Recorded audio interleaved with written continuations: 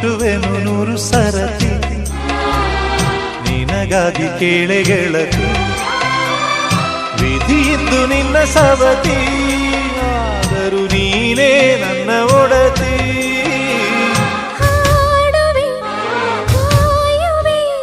ಸೇರಿ ಸಾಯುವೆ ಆಗ ಬಂದನು ನೆನಪಿಗೆ ಈಗ ಬಂದ